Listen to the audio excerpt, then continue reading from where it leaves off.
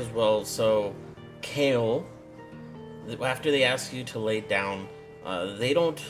There's no surgical equipment, but there are. I'm not sure if you noticed four, I would say, waist-high pillars around you, and on each of them there is a fresh bowl of water that they bring in, as well as what looks like some stones and some herbs.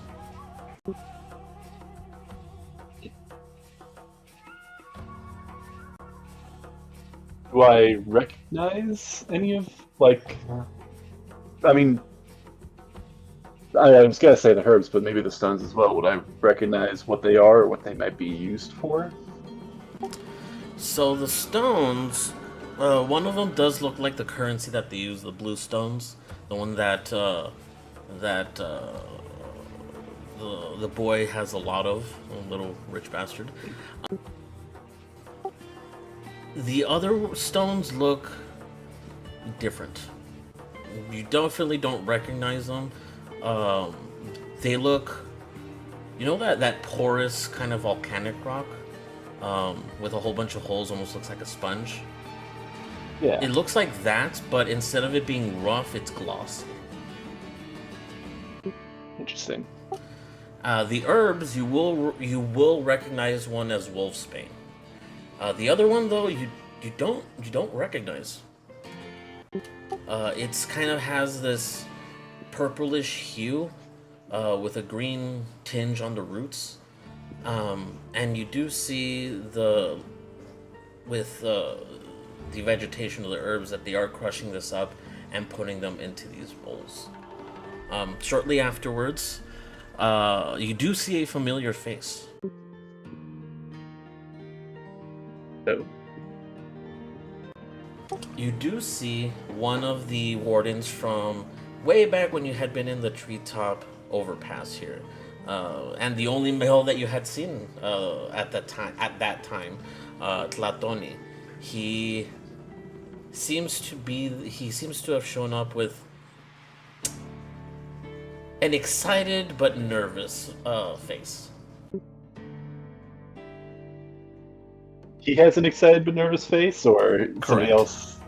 Oh, okay. I tried before, but I understand that we've committed a faux pas, uh, caused offense, and I did want to apologize once again for doing so. There was a very hearty laugh that comes from him. He kind of clasps his hands together and says, "Oh, you more than most," and very enthusiastically goes around and starts saying some sort of incantation around each of the pillars. At which point the pillars do light up. You're not sure if it's like some sort of internal lighting or if this is magic, but you do see that they are of a similar color to the jade scroll that you have.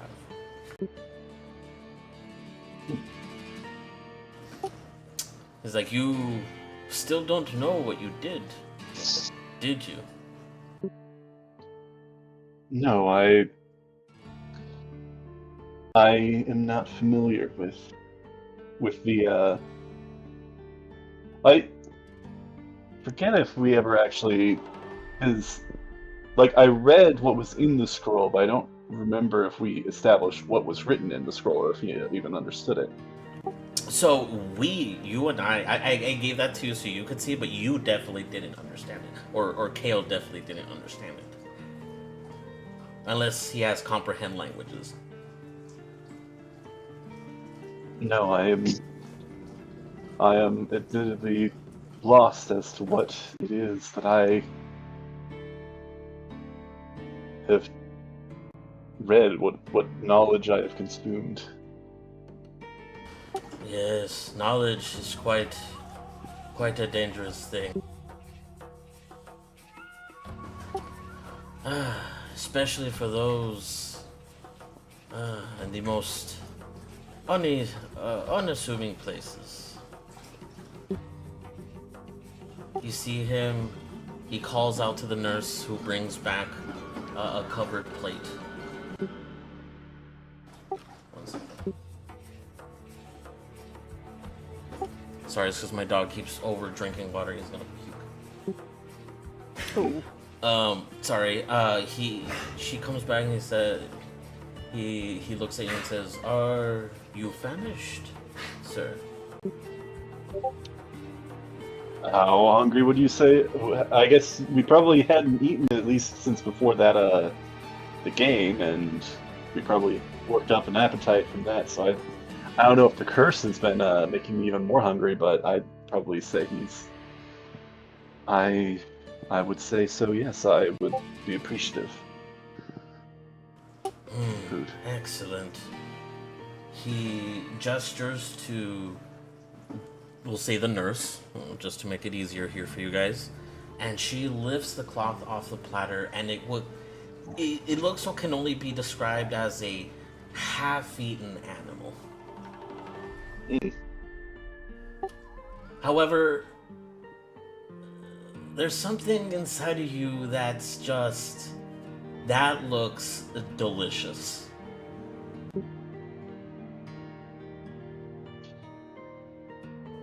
I think at least, I was gonna say instinct, but his instincts might be telling him to dig in, but his inclination would probably be to try and resist it. But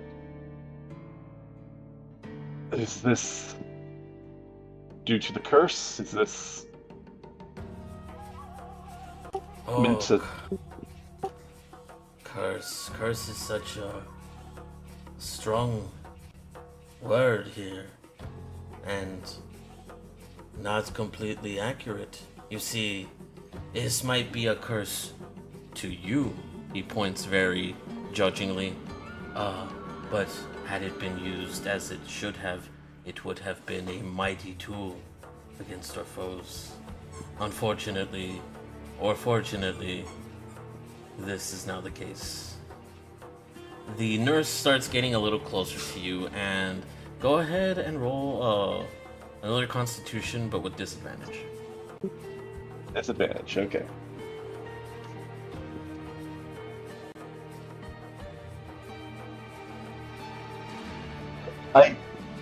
It feels... Okay. I'll take a picture of it if you want me to. It's 17 and 19 plus 2, so 19. I rolled really well on that really important save last time, and then I rolled really well, even with disadvantage, so okay. The dice are behaving, which is weird, and I don't trust it. Just wait. The important stuff's coming, then we're screwed.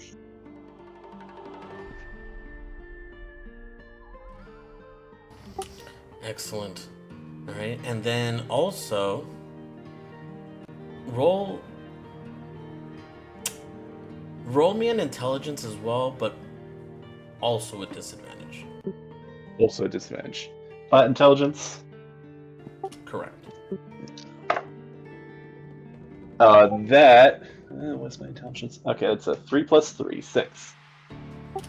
So your will is quite strong. Maybe it's because you yourself are a druid. You know, you've been around that animalistic energy or aura. But whatever instincts or animalistic nature that's inside you does seem to be winning in that moment. It's like your higher intelligence can't overcome this feeling, this need to eat. And you can't help but lurch forward at the plate. As you do, she steps back very quickly, and you are suddenly... It's almost like there's a wall that your face hits that you can't see. It is like the 4 pillars are connected, and you can't pass or move outside of them.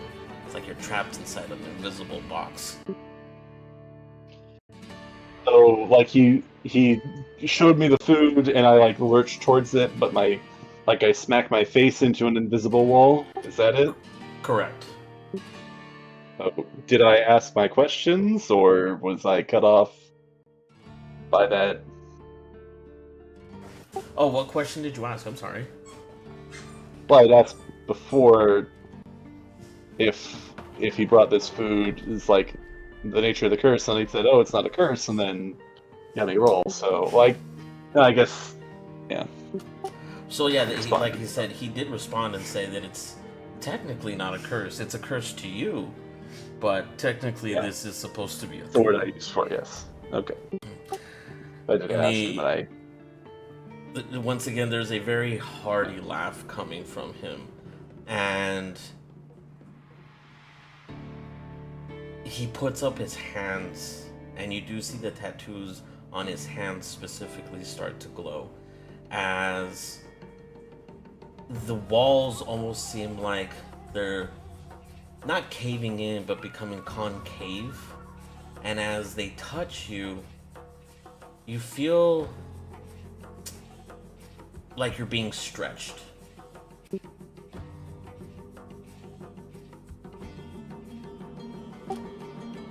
Not painfully, but you do feel like you're being pulled. And as you do, what way? it seems like it's almost like these walls are pulling you in different directions.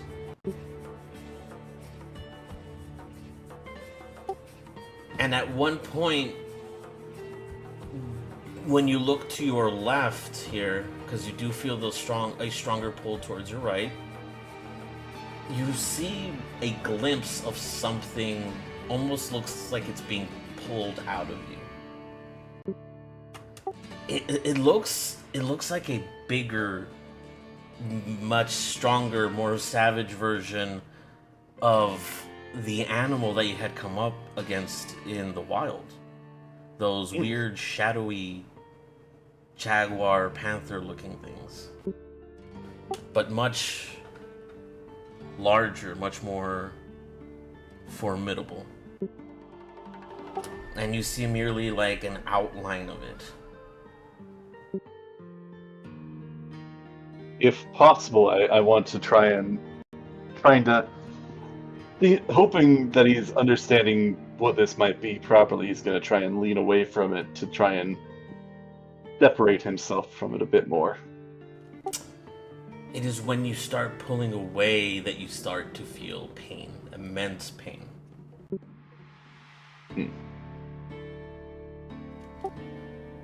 And the more, it's kind of like a rubber band, the more you pull, the more resistance there is. You do see Tlatoni, he is fiercely holding up he is sweating bullets here, trying to separate this. I mean, it looks like he's having a workout.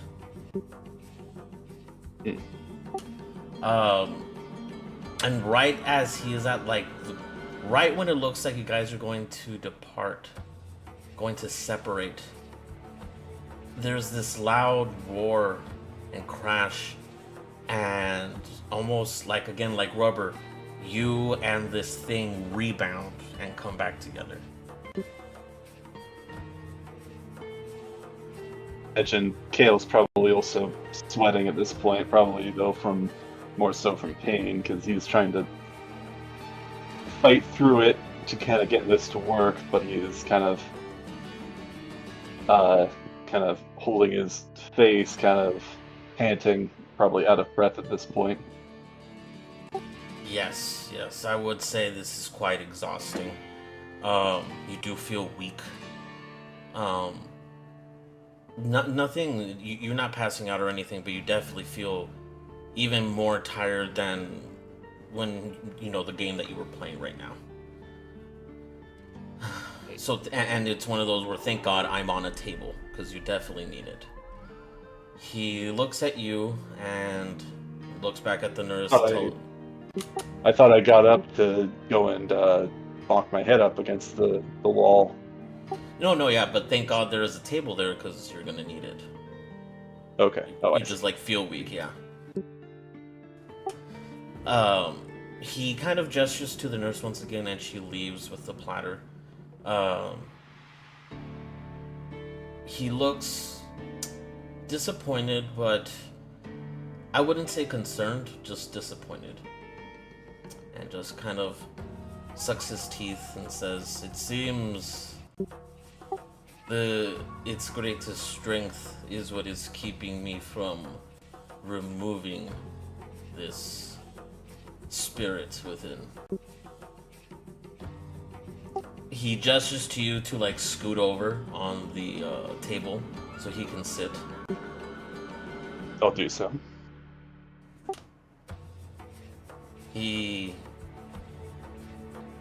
kind of like an actual doctor. He just, okay. So this is what we just did. He explains that he tried to separate this spirit from you. However, and he does ask for the scroll. I will pass it back to him. He very carefully opens it up, and he starts to translate what's going on in the scroll. So that way you're well aware of what's going on.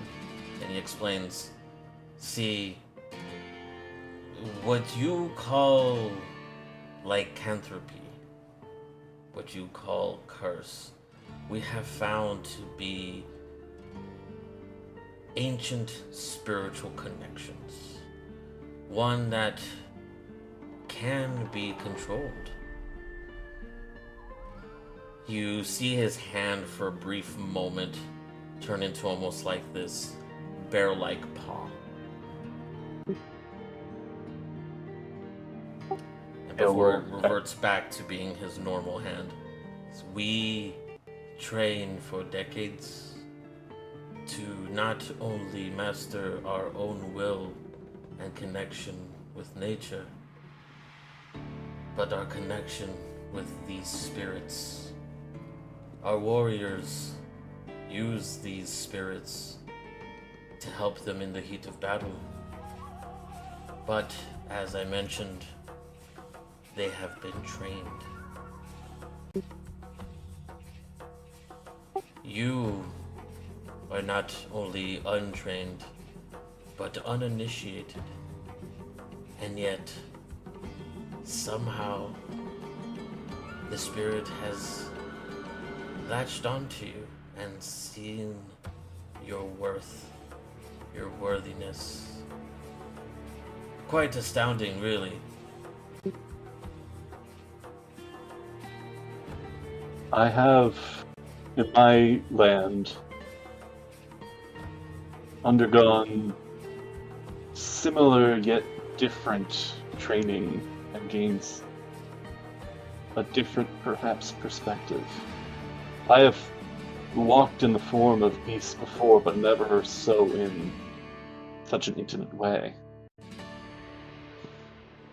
I have seen, as you mentioned, you've brought up lycanthropy.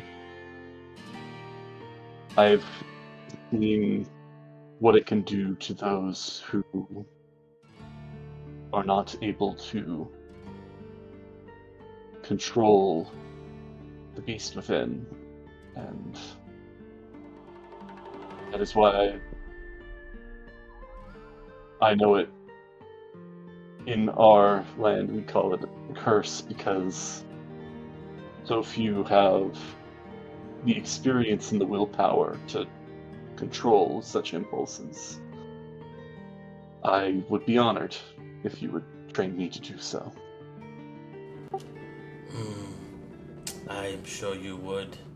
However, turning back the wheels of time is harder said than done. For you see, when I say decades, I mean decades.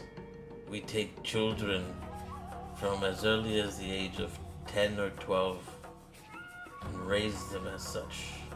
So you can see our small window of time here. He says something in his dialect, And fortunately or unfortunately, however you want to see it, the other person that he had been arguing with previously, the tall woman, the guard. Let me see here. Chimalmat. She walks in this time, and she's holding this very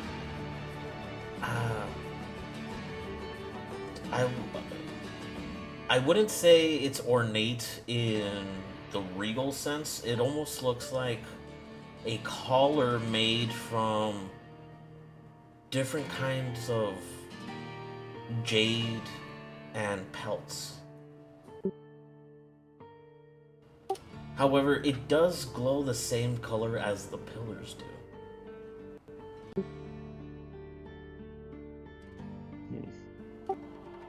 We have another temporary solution for you. At least until we figure out how to remove this, or you die, whichever one comes first. Kind of without letting you think about it, he takes the collar, opens it up, and then puts it around her neck.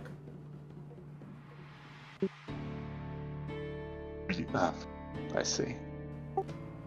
This will help the spirit's energies and vitalities from escaping.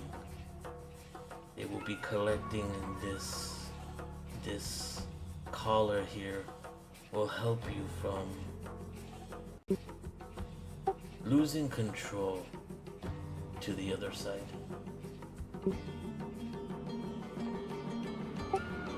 You will still have several of the benefits, but not all of them. Certainly not the transformations that are mentioned. But a word of warning. For these energies do not dissipate. They build up like a large water behind a newly built dam. If you remove the collar or the dam, the floods will come and there will be no stopping it. I see. Is there some way of safely draining these energies if the need arises? Oh, the collar will dissipate these every night. Every night. But once again, be forewarned, they hold back these energies. And should you succumb to them, well, as you said, you have your own consequences with these at your own hand. I understand. He gets up and gives you this big embrace, like he pops a couple vertebrae in your back. He will try to bear it, pun intended, and he will give him a bit of a hug back. I do appreciate you doing what you can. Help. You are now the Gahwa. The Gahwa. You are little brother. He gives you another hug before he leaves and leaves you alone once again in there.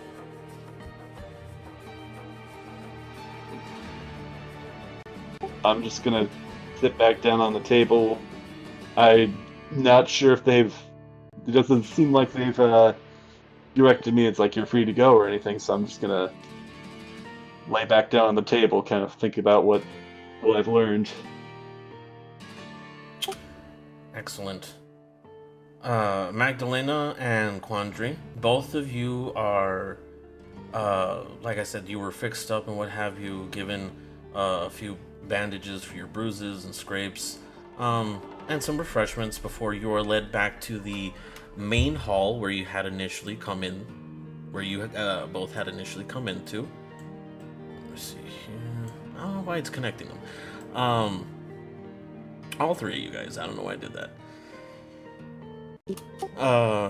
But you guys are led back, and you do see Arya here once again. Arya, you do see Tlatoni come out, the one that had been with Kale, and he walks straight towards you and asks if you would like to see your friend. Arya quickly nods her head, though I don't know if she knows who he's referencing to. That means she views all of them as friends?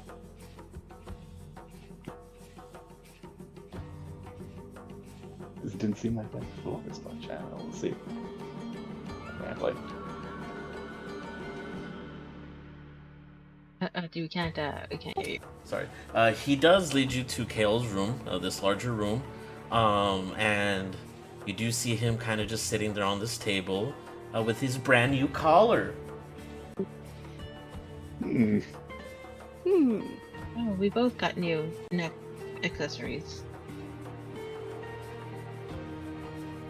I see. I think I prefer yours. I'm not necessarily one for chokers, but and you see him trying to kind of joke with a bit of a faint smile, but I'll take what I can get, especially if it's going to help. There's like, at the mention of help, there's like the worry flashes across her face again. They said that you were in danger?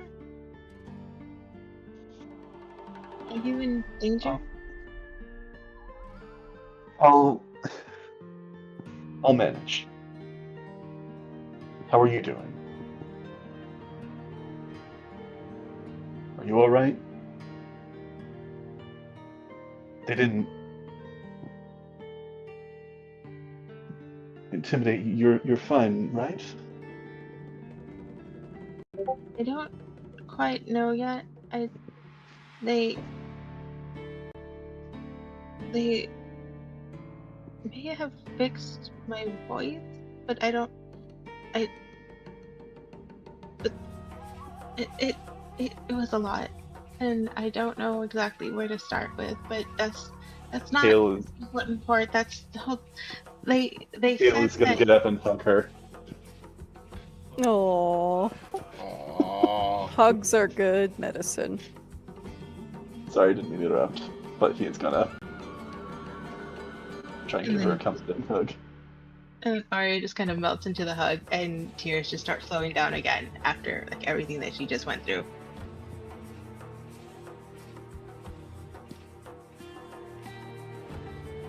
We'll get through this. And there's like a small nod. They said that if you were to lose yourself in whatever you're going through, that I would be your voice in the darkness. Whatever that means.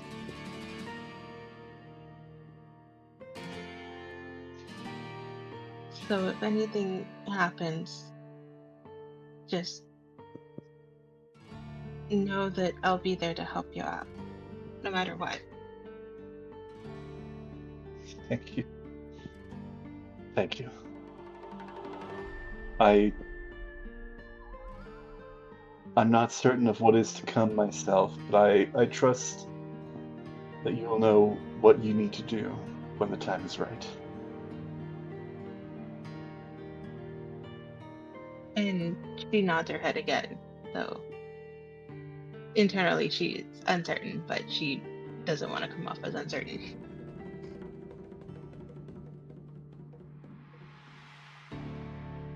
Lieutenant Kale, not certain, but he has learned to trust in the winds of fate, and he is hoping for the best. And come on, let's go find the others. No one stops you from leaving the room, by the way. Yeah, I kind of get this. Yeah, I get the sense that we're probably here at this point for the time being. You do see the guards that had led you in are once again right outside the door here. Before doing that, Magdalena, Quandary, anything you had to say or do? Because I think you guys are still in the main hall. Not that I know of. We're patched up. Unless someone wakes me up, I'm still asleep. Oh yeah, they definitely would have woken you up to lead you back to the main hall. But yeah, They just- definitely. yeah. Okay. Oh. And also because I know how you guys doing in time as far as time goes. Doing okay. I'm good. Almost 10. I can probably go. I mean, if you're feeling now is a good time to leave off, I can leave off here. I can go for a while longer if you want to go a while longer. For now, I'll say that we'll stop here. You guys are led back outside and back out to the rest of Palenque.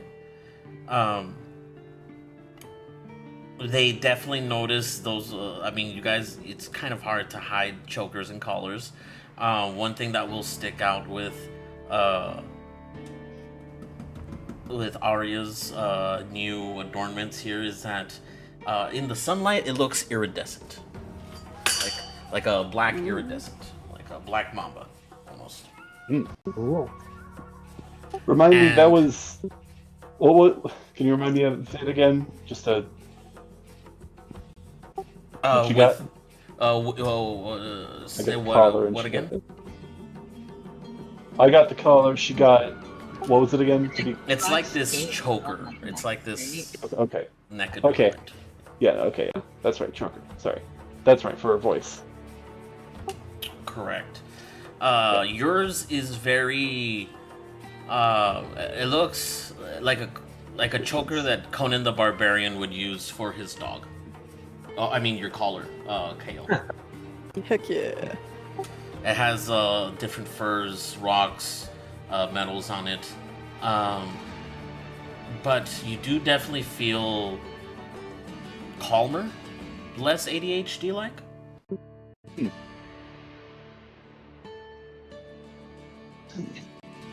And you are led back outside to where people are once again staring, this time at all of you, because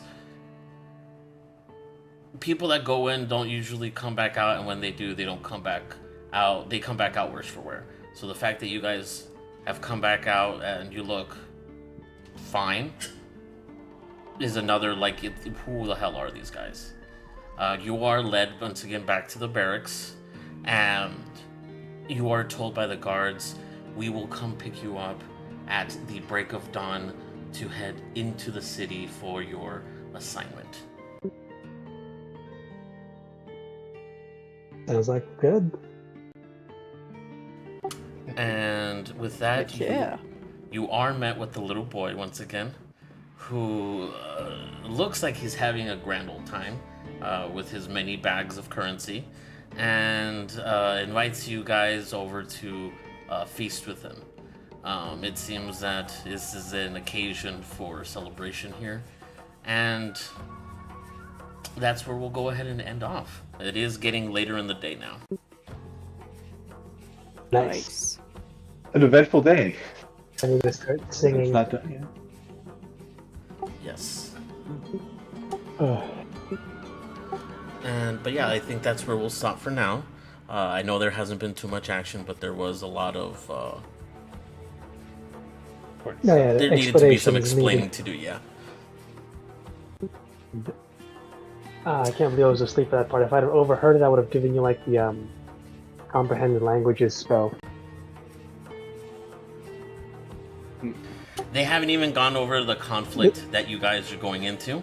I will, because I do want you guys to understand what's going on. So this week, I will be sending you guys a document of the conflict that is going on right now. A little small rundown. Essentially, they are having very bloody battles with a neighboring tribe / civilization that is using them for blood sacrifices. Oh. Yes. So it's apocalypto. Essentially. They're anti-blood sacrifice. They believe that there is a time and place for that sort of thing, and just doing it indiscriminately isn't helping anyone. Anti-indiscriminate blood sacrifice. Correct. So they I might be mean- more into putting the rope through your tongue type thing versus full-on massacre. Right. That's actually a pretty good way of putting it. Yeah. Like, there's a time and place for that, and we're running out of numbers, so it's really not the time is what that is. And that's the general idea of these. Like I said, I'll send you specifics later on this week, because it is its own politics. But next time, the people of Palenque or someone will definitely be explaining what's going on. You guys did kind of happen upon them during the Civil War, so. That's fair. The dour disposition of things. Oh, I found the song I'm going to be singing during the little celebration. Heck yeah. Nice. Oh yeah, there it is. And yeah, Egging. and like I said, I'll also send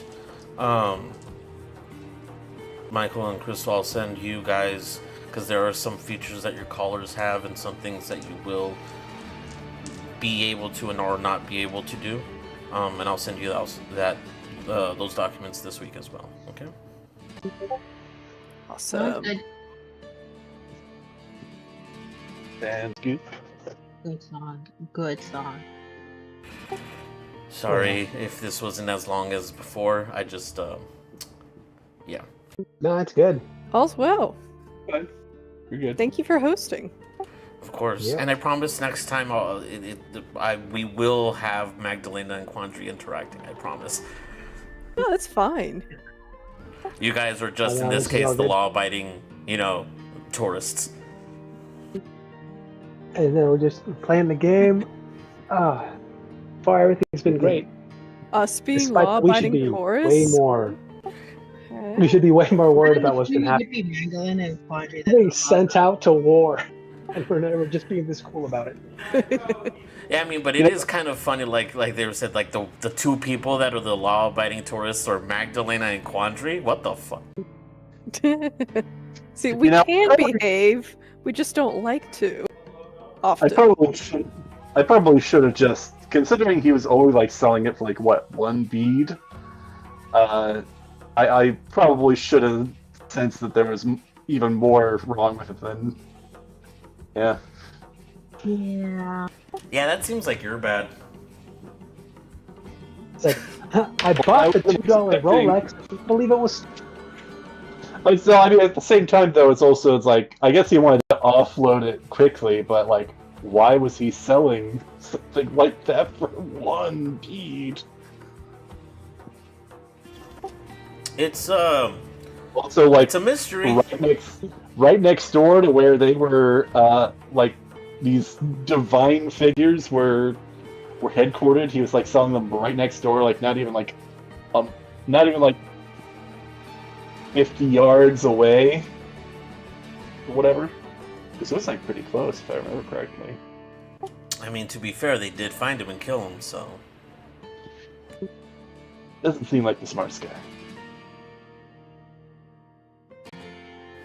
I mean, you're probably right. He isn't the smartest guy, but he is smarter than you.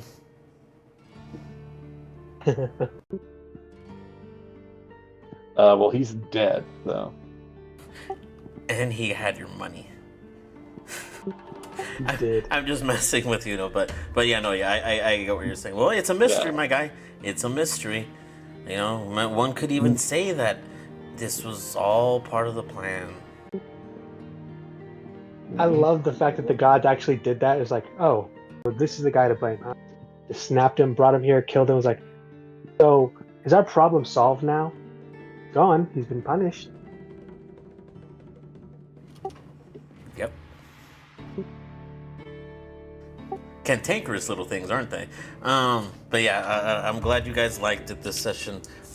Next session, I will have another map for you here of the actual city. And like I said, hopefully some much needed information. Okay. Nice. Also, if you guys look this up on YouTube, like half of the session is on there because I had forgotten to go live. Ah. No problem. Yeah, none of the Arya stuff is on there. Woo! Oh no! I am so sorry. Have a I am dramatic- so sorry. Dramatic retelling. We'll be fine. But yeah, I'm glad you guys enjoyed it. Yeah. Canonically, in my Absolutely. head, she's sang like Selena. Ooh. I love that. You know what? I take it. I'm down. A chorus of Selena's. Even better. A choir, if you will. Because that was the whole thing, is that her discordant voices became more like ordered voices. I don't know how to put it. The way imagine when you described it, it sounds like the power of her voice is not that it's just hers alone, but she somehow has like the combined voice of like a bunch of other singers or other beings that are doing it with her at the same time. So she's essentially just channeling voice, like many, essentially a legion type thing. I mean, we'll see. That's the current theory. I like it. I like it. All right, guys. Well, I'm gonna hop off here so I can take out the doggos before they start Okay. whimpering and whining. Oh yeah. Definitely do that. Thank you so much for hosting. It was good to hear your guys' voices. Same. Same. Hopefully everything goes well. Like to be able to have a session Monday, we can get going because be good. Finally getting everybody together. Heck yeah. Yeah. And tell Matt happy birthday. Hope everything goes great. Yes, Will do. that as well. We Big had fun. 30. All Oof. right, guys. And good night. Good night, everybody. Night. Sleep well. Hope your coffee's perfect. Hope your pillow is wonderfully cold. All that good stuff. Yeah, have a great one, guys. Hope your dreams are Bye. interesting. Ooh, yes. Good night. Night. Night.